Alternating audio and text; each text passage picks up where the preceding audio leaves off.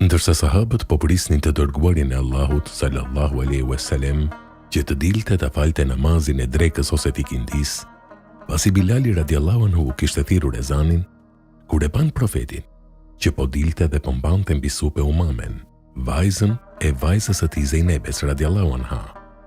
U bë ikameti, u drejtua në rreshtat për namaz dhe pejgamberi sallallahu alaihi wasallam qëndroi në vendin e tij të namazit.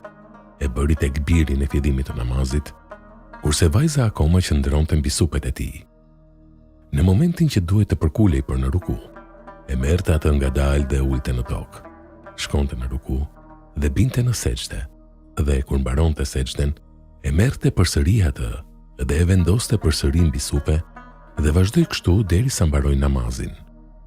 Kur binte në sejdë, e ulte në tokë dhe kur ngrihej, e mbante përsëri mbi supe. 1. Kjo skena tregon se i dërguari Allahu sallallahu alaihi wasallam e jetonte jetën në mënyrën e thjeshtë dhe spontane. Ai doli nga shtëpia e tij për të falur namazin në xhami, ku e priste një numër i madh besimtarësh, ndërsa mbi supe po mbante një vajzë të vogël që ishte mbesa e tij. Kjo skenë është shumë larg protokolleve ceremoniale dhe prestigjit artificial, por kjo është qartësia në jetën e njeriut dhe një përgjigje automatike ndaj ndjenjave njerëzore. Megjithatë, thjeshtësia e tij nuk ja zvogloi as pak madhështinë, sepse ajo ishte dhuruar dhe ishte mbeshur me dinjitet. Megjithatë, ai ishte i thjesht me gjithë madhështinë e tij dhe ishte madhështor me gjithë thjeshtësinë e tij, si dhe ishte transparent në natyrën e tij njerëzore.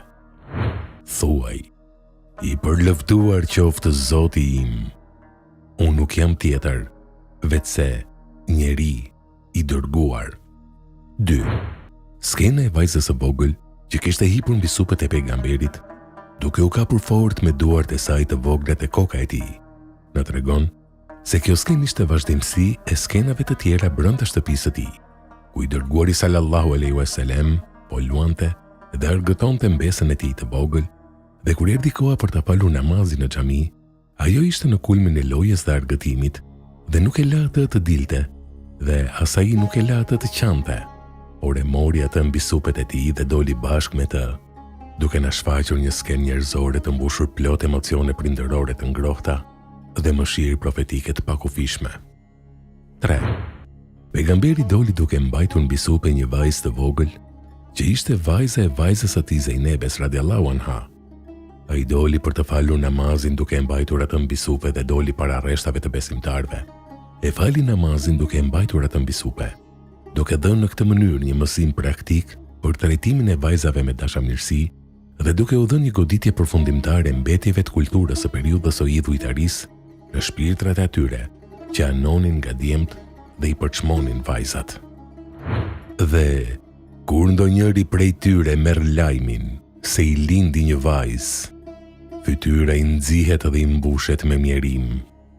Ai fshihet nga njerëzit për shkak të lajmit të keq që mori dhe s'di ata mbaj këtë fëmijë, pavarësisht poshtrimit apo ta varros në dhe. Sa mbrapsht që gjykojnë ata. 4. Kjo dashuri dhe dëmshuri e treguar tek kësaj vajze të vogël është një mirësi që zgjerohet duke e përfshirë edhe nënën e saj Zejneben radiallahu anha, vajzën e të dërguarit Allahut sallallahu alaihi wasallam, e cila, nga ana e saj, do të përjetonte një gëzim të shumëfisht për shkak të pozitës së vajzës së saj tek i dërguari Allahut sallallahu alaihi wasallam.